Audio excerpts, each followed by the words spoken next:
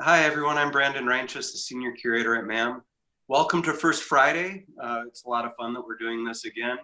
We had a great turnout last time, and I thank you all for being here tonight and joining us on this experiment as we work to present exhibitions and artist talks to the world through our computers. Unfortunately, this is the last day of Gordon's wonderful exhibition, When the West Was Won, that Leanne curated. And so we've been doing a lot of programs. Before the shutdown, we had a couple of really important conversations and interactions with the gallery. I hope that most of you were able to see the exhibition. If not, Joe has pulled together several slides and he's going to share those with us tonight. As we have the discussion back and forth, we're going to reference certain pieces as well as some of the installation shots. It's been really a fun exhibition. Like Joe said, we're really excited to bring this conversation to you. MAM is on the traditional land of the Salish and Upper Kalispel people, and this really informs everything that we do at MAM, and especially with this exhibition that takes on the idea of the West, the American West. And so it provides a really great context for that and the prevailing myths of the West as promoted by Hollywood, as distilled by Gordon McConnell. So we're really in for a fun talk tonight. Raised in southeastern Colorado, Gordon's bio is full of the stuff of the West, if not specific references and places. His father was a rancher who was born on the Texas range, and he came from a ranching family. When his dad quit ranching in 1959, he still retained that really great love for the mythic West and watched the Encore channel kind of obsessively with Gordon oftentimes, and could recite passages of film blow by blow. And that was one of the things that kind of informed Gordon's childhood. Gordon received a bachelor's degree from Baylor University and a master's degree in art history from the University of Colorado at Boulder. And then in between that, after receiving his bachelor's, he spent a semester at the California Institute of the Arts, where he studied with John Baldessari, the late great John Baldessari. And that, as Gordon will tell you, hopefully later on, ended up having kind of a profound impact. When Gordon came to Montana in 1982, he worked as curator at the Yellowstone Art Center, now Yellowstone Art Museum, for over 20 years. And that work as a curator really informed his painting practice. And in fact, it was after curating an exhibition of Ted Waddell's work that he kind of, I guess, got to the thesis of his paintings and really dove in. And I find that combination of artistic and curatorial practice really fascinating. This exhibition is a MAGDA exhibition, Montana Art Gallery Directors Association, that was organized by Dr. Leanne Gilbertson and is traveling through the state under the auspices of MAGDA. And we're really lucky to have an organization like MAGDA that does such good work, grassroots work that connects all these institutions together and helps circulate exhibitions like Gordon's across the state. And I think this one has 8 or 9 different venues, so it's just incredible that it's so popular. Dr. Gilbertson, Leanne, is Associate Professor of Art and Art History and the Director of the Northcutt Steele Gallery at Montana State University in Billings, and the curator and organizer of this exhibition, When the West Was Won. This exhibition premiered there and then ended up circulating through MAGDA afterwards. Prior to being on the faculty at MSUB, Leanne held teaching positions at University of Pittsburgh, Sam Houston State University, and the University of Toledo, and did amazing work as the curatorial assistant at the Andy Warhol Film Project at the Whitney Museum of American Art, and as a curatorial intern at Mass MoCA, which is such a prestigious institution. She's always got a project under her belt that she's working on and has presented research at a number of regional, national, and international conferences, institutions, and publications. So without further ado, I'm going to turn it over to our conversants tonight, artist Gordon McConnell and curator, director, teacher, professor, Dr. Leanne Gilbertson. Thank you both for coming. This is really great. Thank you, Brandon. Thanks, Brandon, and thank you, Joe. It's great to be here. It's an honor to speak about Gordon's work, and I'm grateful for the great work that the Missoula Art Museum does, and the great work that Magda does. So I don't know if there's a question that anyone wants to start with, but I have some observations, I guess, that maybe I could begin with, Gordon, and ask you about that I hadn't really thought that much about. And I know we had talked, I was thinking about the way that your painting relates to filmmaking, but I hadn't, when I was reviewing the works again, and I thank Joe and Brandon for putting them in the chronological order, so I could see, you know, this is 2013, and it starts with 2013, the year of the death of your father, and then goes through 2018. So it was interesting to see that progression and see certain links that I hadn't seen before. But one thing that struck me was the presence of the digital screen, which I hadn't thought about, but those Leaping from the Box, for example, or Ventilator Blues, where you have just these flat abstract patches. And I was wondering if you could talk a little bit about how your work may have evolved through the distillation of these different media technologies. Does that make some sense? That's a hard one, huh? Yes. We all end up with a flat surface somehow. The wet cinema and Western films are a tissue of you know, a thin, originally celluloid, now our digital code of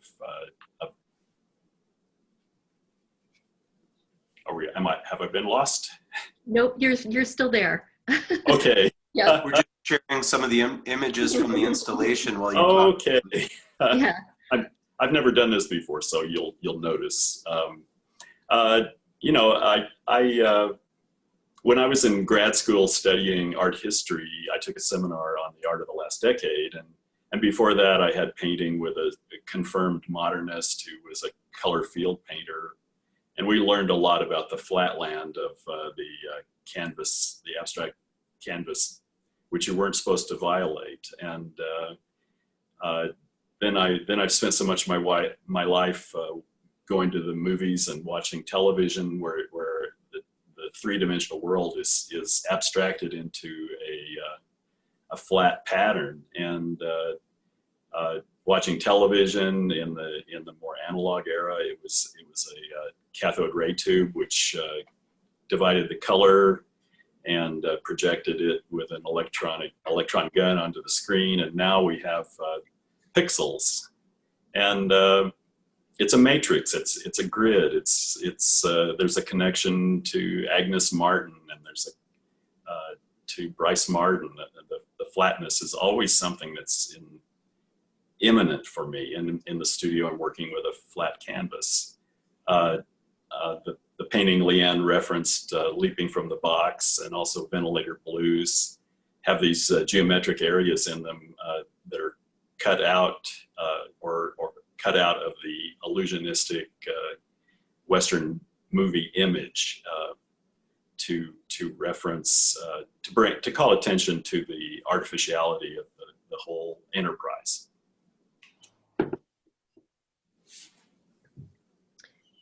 Thanks. That's great. Joe, is there any chance that you can pull up either Ventilator Blues or Leaping?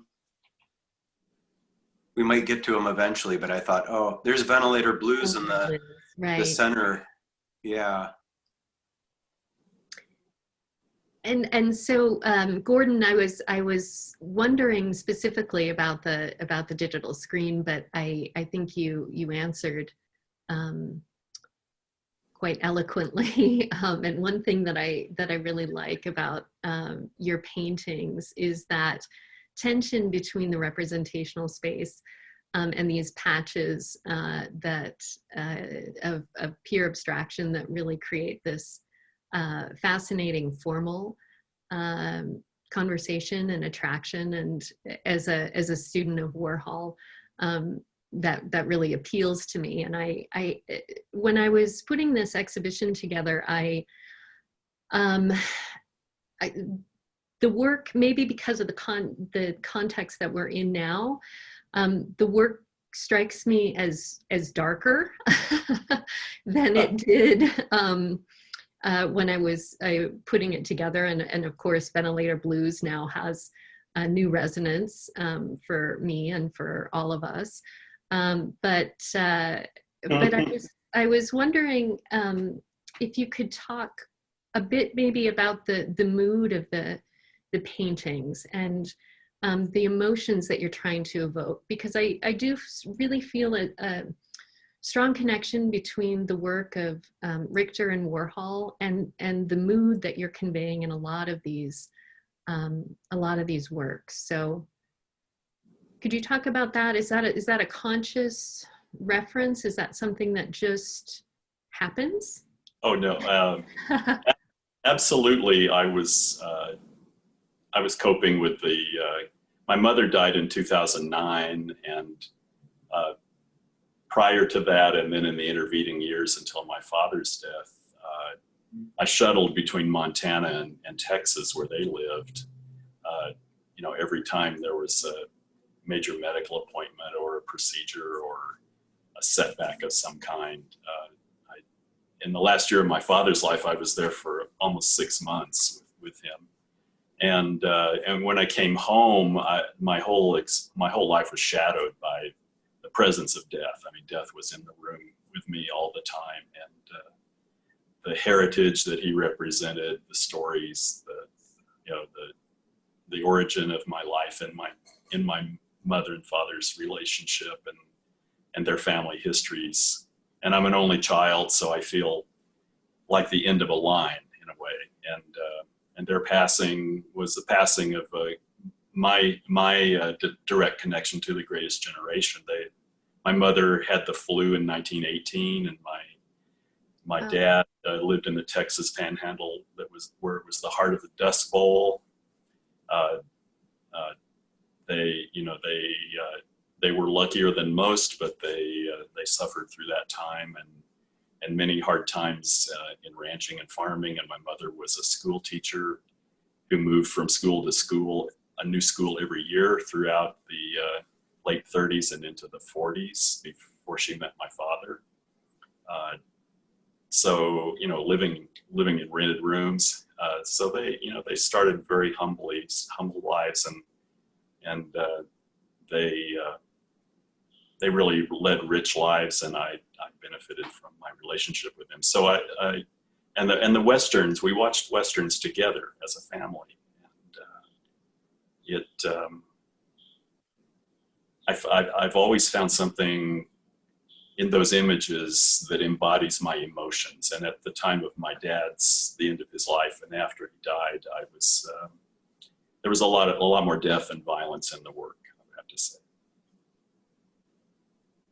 And they got dark. Thank you. I mean, it's certainly the connection to, of course, to Warhol. I see, and just on a personal note, I was aware of that moment in your life, and then when I curated this exhibition, not long after, I lost my mother, and so there's that sort of adds a different resonance to this too. I mean, her health was failing at that time, and so thanks for sharing that. Another aspect of your work that I find that's really rich and informally for me connects to this combination of the media derived image, and then these passages of your paint handling. I was struck again looking through some of the specific images. It can be so delicate and almost calligraphic at times, and that tension for me between the personal stories and then the media stories that we grow up with, and that how that constitutes us now in a postmodern way. And for me, when I first saw your work many years ago when I was the director of the Danforth, and I had known you as a curator, but I didn't know you were an artist. And I thought, wow, here's someone who's doing something really interesting with Western imagery, which I wasn't seeing so much in Livingston at that time. But there is something really important, I think, about interrogating who we are in relationship to this inherited imagery. And I know that one question that I often got as a curator is, you know, there aren't depictions of Native Americans and there aren't depictions of women. And for me, that's the reality of the myth that we've inherited, for better or worse.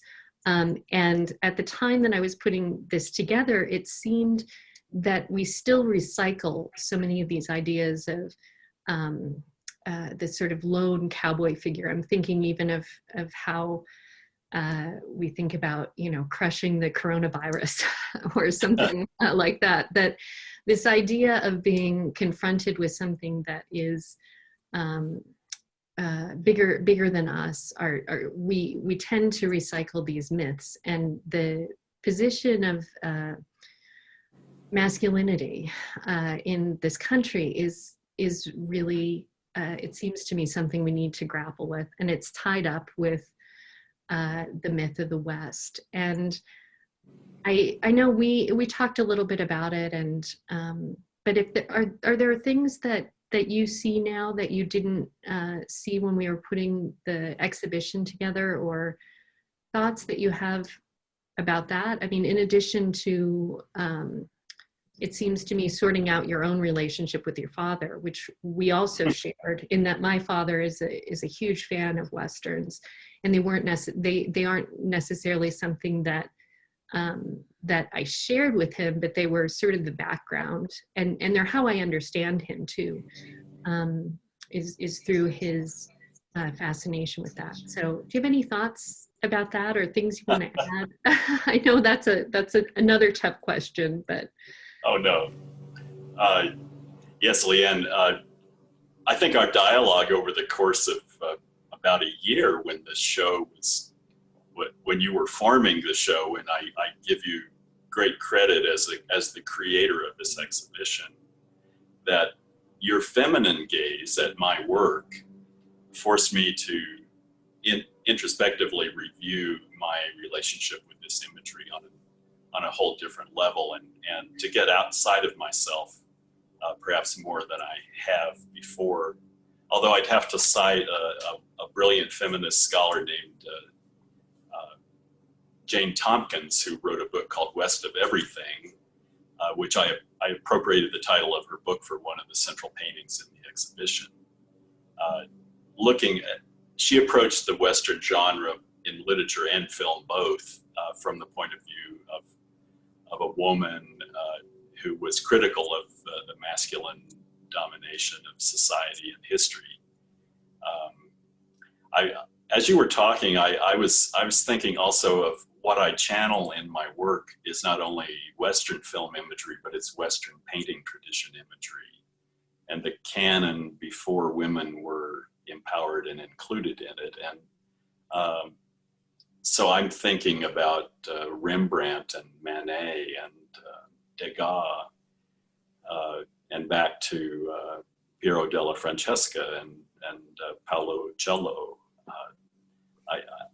I'm thinking about this whole cavalcade of imagery in art. I mean, a recent painting of Burt Reynolds from Navajo Joe, he's upside down like Titian's Flaying of Marsyas. So I think of these paintings in that context, and I am a man, but I'm a gentleman. I mean, I feel a tension between what I love in these Western films and who I am as a person who's trying to be sensitive to other people, whatever their gender or race or circumstance. And I can't resolve it. I mean, this is, these images are kind of who I am, but unlike the character of Nathan Brittles in She Wore a Yellow Ribbon, I don't see apologizing as a sign of weakness. And that is something my dad threw up against me all the time.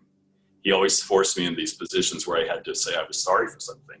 And then he would say, don't apologize, it's a sign of weakness. So that is the John Wayne philosophy, which overshadows the country and is embodied in many of our political leaders and in political positions, in the Sagebrush Rebellion and the militia movement and many other aspects of fringe activity, and in mainstream, in the way that men think of themselves and conduct themselves. And also, not everything about being a cowboy is bad. And I know I was tutored by a cowboy. He was my mentor. He taught me to ride. He just got the work done. And I know many people in Montana like that, and I love them. And I love that spirit and of self-reliance and of community support for your neighbors and for anyone who needs help. So it's very complicated, and I will never reach the last word on this. It preoccupies me. I don't want to paint Native Americans. There are so many brilliant contemporary Native artists who are doing a brilliant job at that. And I paint women sometimes, like I did a series of divers, Olympic divers from Leni Riefenstahl's Olympia film, another toxic source, a Nazi filmmaker. So I guess I like to dabble around the edges of these, this fascist mythology, but here it is. Or Marilyn Monroe and the Misfits. Right. Oh yeah. Thank you, Brandon. Yes. Gordon, you described this whole exhibition kind of as the end of something, the end of a series, or the end of a way of doing things for you in the studio. And I'm curious, you both have had such an amazing dialogue on how this exhibition came together. Leanne, when you were visiting Gordon in the studio, were you picking up on that? I mean, you talked about the passing of loved ones for both of you, but I'm wondering if as you were doing studio visits, you could feel some shifts or conclusions or culminations in some way. You know, when I started visiting Gordon's studio, I think I had just seen him working with photo montage, and I hadn't seen that before. And so I was curious about that phenomenon. It suggested to me that there were other things that maybe people weren't looking for or seeing in his work that had led in that direction. So this is Crouched Run. And then we began the conversation, and I think it was maybe after probably two conversations that I picked up on this on 2013 being sort of an important turning point, in seeing some coherence in the work from those years. And I knew that I wanted to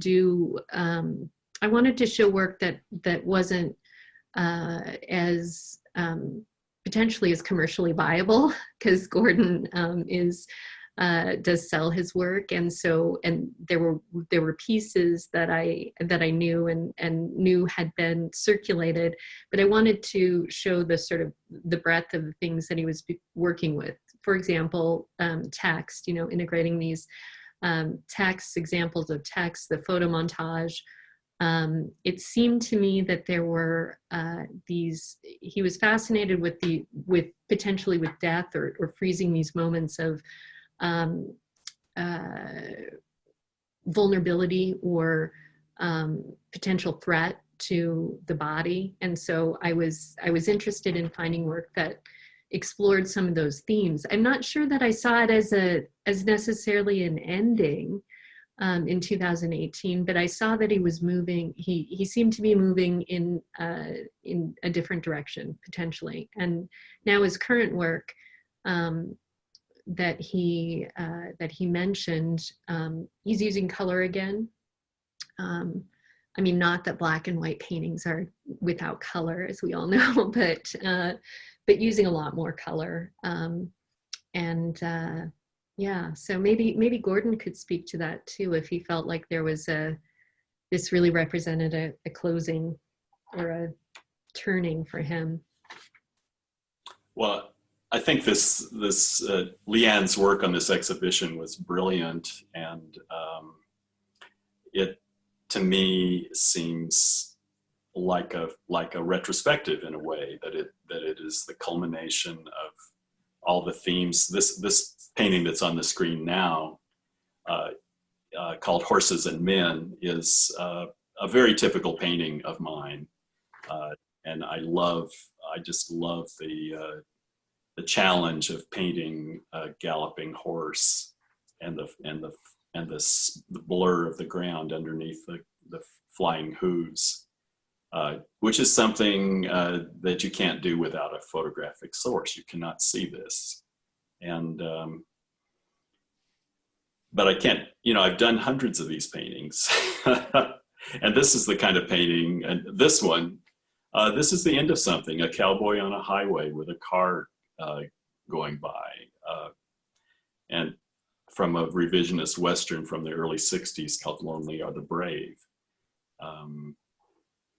So seeing the work brought together in such a thoughtful way, with each piece being so carefully chosen, it seemed like a very full and rich summation.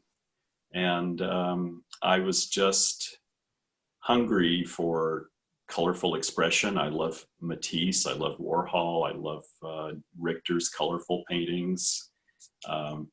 And I was just hungry for that. And so I would say Leanne, with her scholarship and the catalog, which is available for purchase at the museum, at the Missoula Art Museum, and is well worth owning and reading, that it just put a big exclamation point on this, on about 35 years of my work. And last summer, I'm very closely involved with the Art House Cinema here in Billings, which is a wonderful new art house independent cinema. And they asked me to host a benefit for their members called Spaghetti Western Dinner, and I picked Sergio Leone's For a Few Dollars More. And there was a wonderfully restored print, a 4K transfer that they showed in the historic Movie Palace, the Babcock Theater in downtown Billings. And when I saw Clint Eastwood appear on screen, I literally felt like I was 16 again, and I had goosebumps. And I realized there was something really alive in me that responded to that Italian culture manifesting itself in a Western subject. So it brought together my love of, the Renaissance the Italian Renaissance is like the core of my love of art. And to see contemporary or modern Italians making art of that high quality and looking at American subject matter as a worthy subject, these were popular movies. They were made for crude tastes.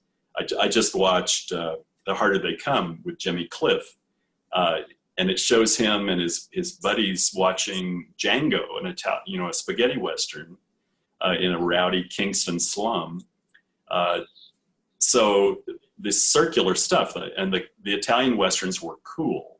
So I am, I'm feeling like I'm 16 again, and I'm painting imagery from those movies and the lettering, and I'm using Artforum magazine. I'm building montages out of the advertising in Artforum magazine, and painting this crude spaghetti Western stuff on top of that. So that's where I am. Fantastic. That's more than you wanted to know. Not at all.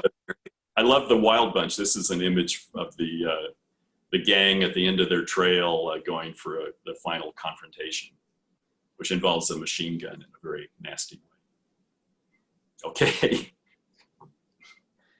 And I'll just chime in here. I love these. I love the patch of blue and the little peekaboos of red. It reminds me of some of Monet's greatest paintings, and I see a lot of impressionism here. And I really do feel like you're, you know, as an art historian and a teacher, it was so great to have the work in the gallery at the Northcutt Steele Gallery, because I could show students those references, and I could, you know, explain how important it was to have a handle on compositions, how compositions create emotion. And so, and you really, you use different types of painting techniques really, in my opinion, really successfully to create these different moods. But one thing that I was also thinking about in relationship to your work is that the figures are often ghosted. You know, these aren't images that you don't have a clear face. These aren't heroic images that you can sort of identify with. They're vanishing. They're disappearing before your very eyes, and there's something really telling about that. And there's an essay that I just read that I was hoping to share with you by Anne McClintock in a catalog essay. And she talks about ghostscapes as being the way that the West has been depicted in the ghosting of Native American populations, and then also of the environmental costs of developing the land. And so in that way, I see this work speaking to that, not directly, but there are references, and Gray County too, with the oil wells. For me, that was a really important piece that I think I saw fairly early on when we started discussing,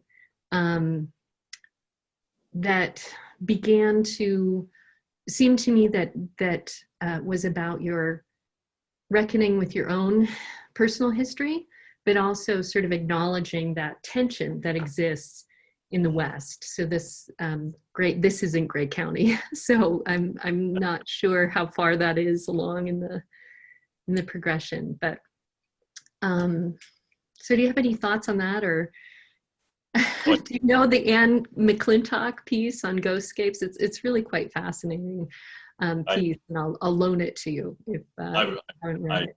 I will eagerly read that, Leanne. I have something.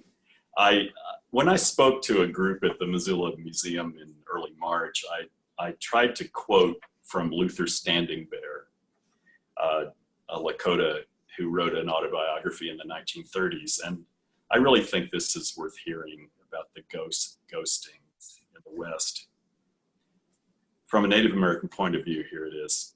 We did not think of the great open plains, the beautiful rolling hills and winding streams with tangled growth as wild.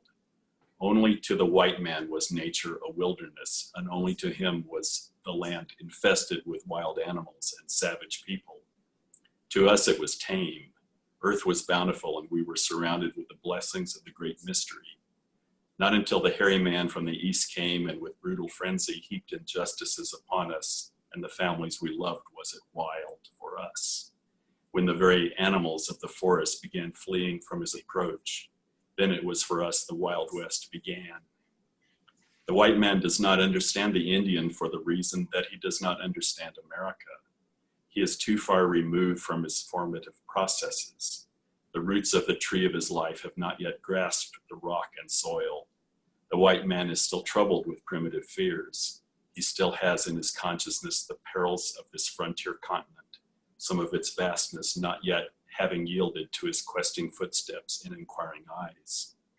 He shudders still with the memory of the loss of his forefathers upon its scorching deserts and forbidding mountaintops. The man from Europe is still a foreigner and an alien, and he still hates the man who questioned his path across the continent. But in the Indian, the spirit of the land is still vested. It will be until other men are able to divine and meet its rhythm. Men must be born and reborn to belong. Their bodies must be formed of the dust of their forefathers' bones. And I attended a screening of Dead Man at the Babcock Theater this spring or late winter with Gary Farmer, the native actor who had a very memorable role as nobody in that film.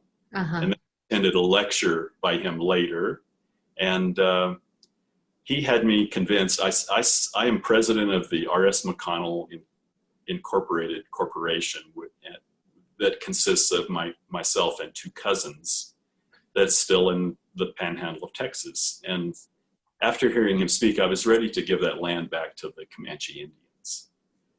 And that's what I see now, the ghosting of the native people.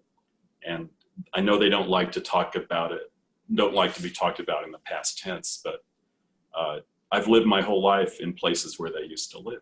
And that haunts me profoundly. And what Luther Standing Bear said about this conflict that white people have within them about these unresolved issues from the frontier, I think that is at the root of this, the resilience of this myth and the pain that it embodies and the problematic quality that it has, and also the magnificence of it. It is a great human myth on the level of the Iliad and the Odyssey, and the quest of King Arthur. It is something that it's indelible. It's Joseph Campbell's world of the thousand-faced heroes.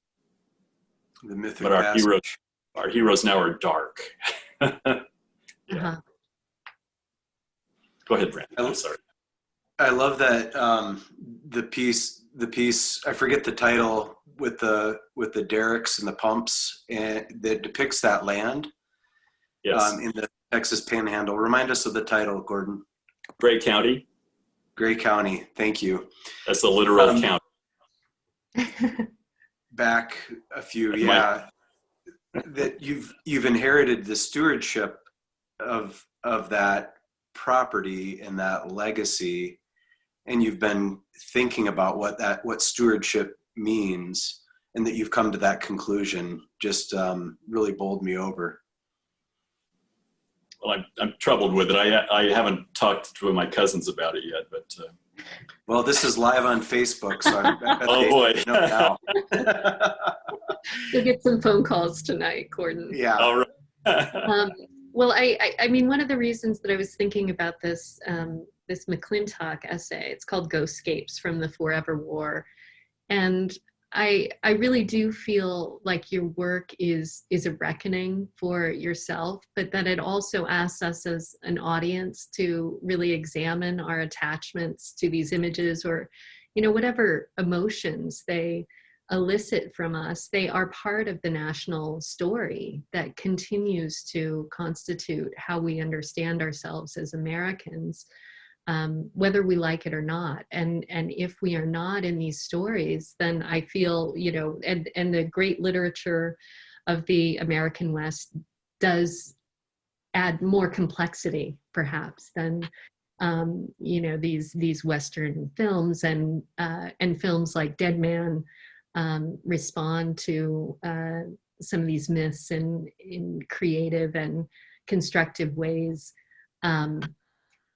But it just struck me that I had, the first, I think, line in the essay is about how these occupy that liminal space between the media story and the personal story. And I think it's so important now for us to really critically be examining that and thinking about it in an age when politics is defined by tweets and that's all. That's all. I feel that for me, this was a really timely exhibition to put together. And I hope that some of that comes across for at least, parts of the audiences. And I'm grateful to the Missoula Art Museum for having those conversations with the work. And I think that's part of the extension of this exhibition now is to really begin those intergenerational difficult conversations about what these representations of the West mean to us. Because certainly I've never ridden a horse, but I grew up in Montana. When I moved away from Montana, I was always frustrated that my experience of the West was never represented. And I felt, many of the constructions of what the West is were just to sell it to people who didn't have a relationship to the land, or didn't live the real stories, the complex stories that are the West. So there it is. That's great. Yeah, I think that's really interesting, Leanne, and I've thought a lot about that. And I hope that our relationships to this idea of the West are dynamic and non-dichotomous and big enough that they can, kind of be encompassing of so many different perspectives and points of view. We're here on the last image, or the second to last image, and I think that it might be a good time to open it up to any questions that everyone might have for Gordon or Leanne about the exhibition, or about how the exhibition was so brilliantly organized and curated. You guys both, you both speak so well about the work, and this is exactly what I hoped for. It would just be, everybody being able to listen in to two friends who have embarked on this journey. And it began, 2 years ago or so, and resulted in an amazing publication and a really dynamic exhibition that is dynamic and flexible and resilient enough to contain all the questions that we have of it. One of the things that struck me, Leanne, was when you said, the observations and the comments that people have about this work are from, very much my own reaction. I used to sit on the couch and watch Westerns with my grandpa, to, as a Native woman, I find no way for me to access this work. There's no point of entry for me to get in this work. Those are amazing responses that are so far apart, but the work is able to do all of that for us. I hope it does. That was my intention, and I think we certainly need to address what this myth leaves out, and I think that's a something that has to be done on a political stage, and something that can be done in those conversations, and the demythologizing of the West, I think, is really important for the health of not only the West, but the health of our nation, because it's been such a formative idea for this nation. And I think it really is something we need to have a different story, maybe a different cowboy. And I'll just add one thing, or not a cowboy at all, where we want, I don't want someone who, even though it appeals to me on some level, right, the outlaw idea, as a woman, it's harder to play that role, but as someone who fancies herself at times, a member of some sort of cultural avant-garde, of course that idea appeals to me. But I think, and so I just think that we do need new stories, but the emotional impact of the work, I think, is what you were speaking to, Brandon, is that, it can either alienate and make you angry or frustrated, or it can feel comfortable to you. And it really depends on, where you come to it from. Absolutely. Yeah. And this is one of my favorites, because my dad's a truck driver, and Gordon and I talked about, the truck driver in post-World War II sort of being a replacement for the cowboy, as that authentic, independent, masculine figure. But I love that Gordon is so sensitive. He's such a fan of film that he can capture these compositions that are so that are like short stories, right? That tell a story in just this one composition, and amplify that, so we can. So the ideas are really rich, and then the handling, the paint handling here too. I just really like those lines, those striped lines, so that don't align, don't align. That's just incredible. Gordon, I know that you've shown the new work a couple places in Billings as part of the Artist Collective, and also a little bit at Kirk's Grocery, if I'm not mistaken. Yes. Do you have other plans for the work? If anybody's interested, sure. Awesome. I really enjoyed showing these they're poster-like, really. I show them without framing. I'm just using magnets and thumbtacks to put them up, and selling them at much lower prices than this work that's in the gallery in Missoula currently. And I've reconnected with an audience here. I mean, several people have bought them, and it's really gratifying. That is an underrated part of being an artist. It's such a joy to have that relationship with people who are willing to invest in your work and take it into their homes, where our homes are so important now more than, we realize how important our homes are more than ever, and to have something that comes out of my studio go into someone's personal space is very gratifying. This is the iconic image in the show, I think. It does underscore my feeling of something concluding. And I really was focused, a lot of the films that I derived images from for this show are films about the end of the era, that historic era, and that era that was so endlessly detailed in Hollywood and in literature. Lonesome Dove, Larry McMurtry's book and the film that was made of it are so elegiac. They're truly, it's more than half the characters are killed off, and it's just a terrible ordeal, the whole thing. And I don't know where I'm going with that. I do hold in, Leanne was talking about mythologizing and demythologizing. And I hold both of those concepts in my head at the same time, believe it or not. Yeah. And I live in a kind of, I see myself on a sliding aesthetic spectrum. I'm like the left wing of cowboy artists, and I'm the right wing of avant-garde artists. And the cognitive dissonance involved with that is colossal. But so that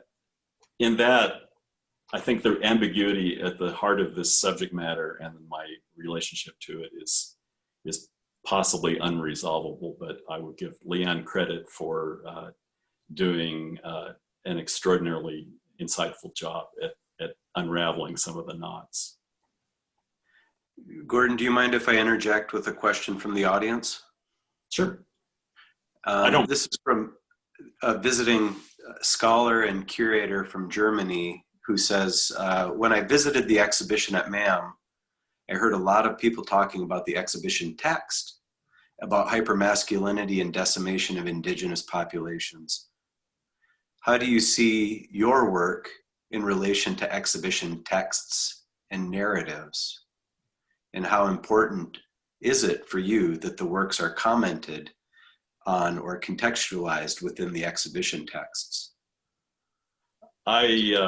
Leanne's texts were so carefully responsive to my comments in our dialogue, and so independently insightful, and geared with her skill as a teacher to being really illuminating.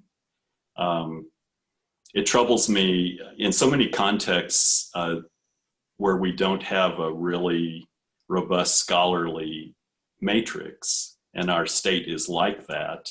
The artist's statement is about the only currency, and to me that risks over determining the viewer's experience. I like the perspective of an art historian and a critic, a professional critic, a thoughtful writer, a literary writer. Rick Newby has written about my work. He's a brilliant poet and a professional art writer. Mark Stevens, who wrote the biography of de Kooning, has written about my work. That is so illuminating, and I prize texts in galleries, and I take audio tours when I go to the Blockbuster exhibits. I like to hear what the curators have to say, and then decide for myself. But the more information, the better. Great, thanks. It was really interesting. One of the conversations we had in the galleries about the work you weren't present for, and it was so fascinating. The audience was really interrogating the work, and somebody said, "Oh, I wish Gordon was here to tell us what this means." And I looked around the room and I looked at Leanne's statement and I thought, "Oh, I'm so glad Gordon's not here, so that it doesn't sound like a defense, and Leanne doesn't have to explain it away for him.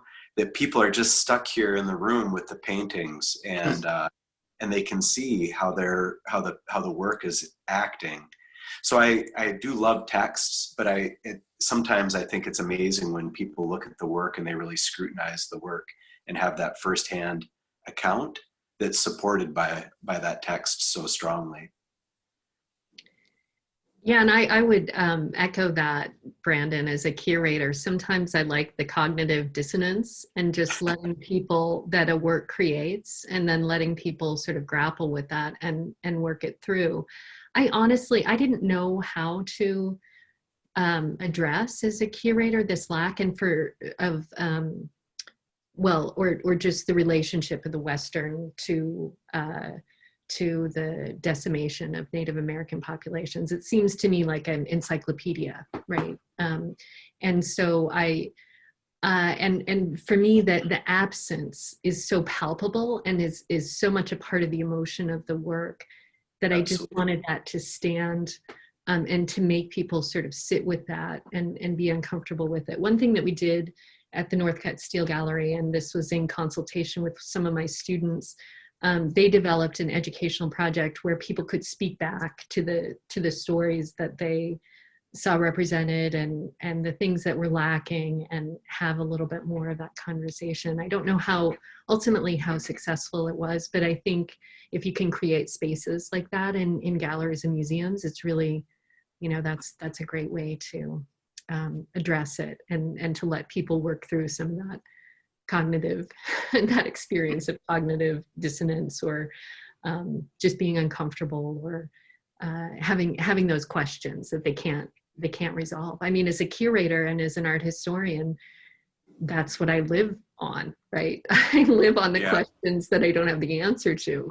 And then the project is of working through, and I'm still learning that I picked up on this essay by Anne McClintock suggests to me that this is a rich area. It's going to continue to make me ask questions and to think about things. So credit to Gordon for bringing these difficult questions, I think, to the foreground, and also making beautiful, haunting paintings that stick with me. So,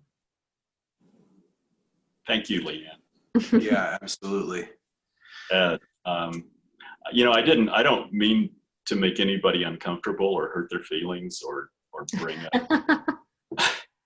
I know you don't, Gordon. That is the last thing I would think about you. I guess that's why I put paintings out there and then let them be on their own. Mm-hmm.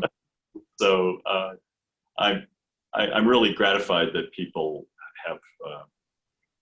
have grappled with this work very seriously, because I've often a lot of people seem to think this is just Roy Rogers' juvenilia. And it's not. It is really palpable representation of some very dominant themes in American life and history and character. And it is a gunfighter nation, as Richard Slotkin called it, and we are living in the legacy of conquest, as Patty Limerick characterized it. This is a troubled place, and our history is vexed. And I'm so glad that with the triangulation of Leanne's scholarship at a venue of such note as the Missoula Art Museum, where Richard Mishrak, for goodness sake, has shown recently, and Jean Quick-to-See Smith, these luminaries of American art, are featured in Montana in your wonderful museum, and I'm so proud to have had the opportunity to have my work in one of your galleries for a little spell.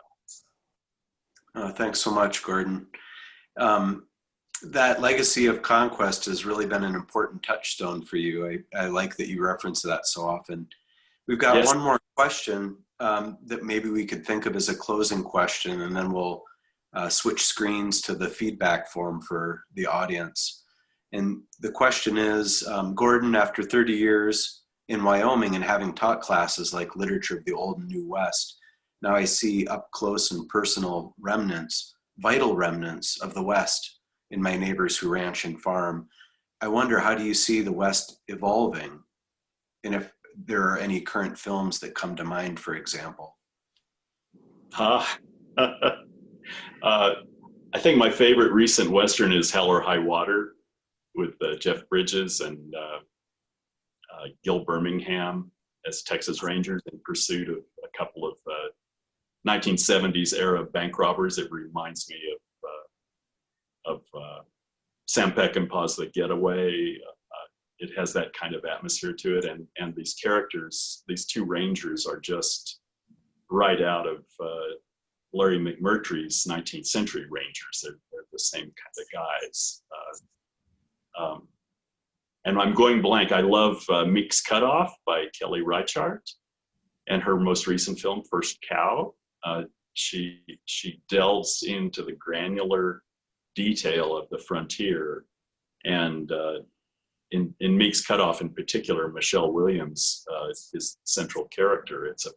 It's a very and the guide who's leading this wagon train across the West is not reliable.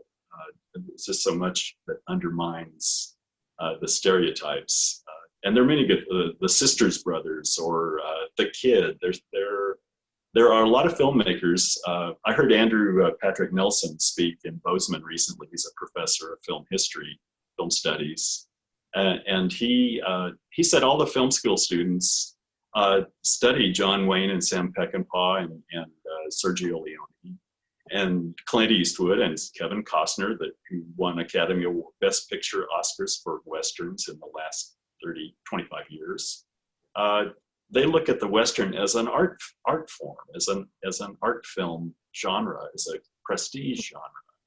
And I guess one of the best examples in recent years is the Coen Brothers' True Grit. It is just absolutely an exquisitely realized, brilliant film on every level.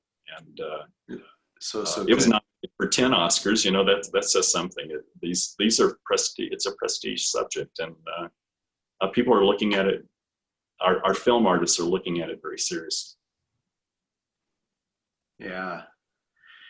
We've got one question that squeaked in, and this is from your cousin Alexandra McConnell, who's writing in. He says, Gordon, in some of your individual pieces, I see that you're painting sections. It's almost an homage to celluloid. Is this deliberate, or am I way off?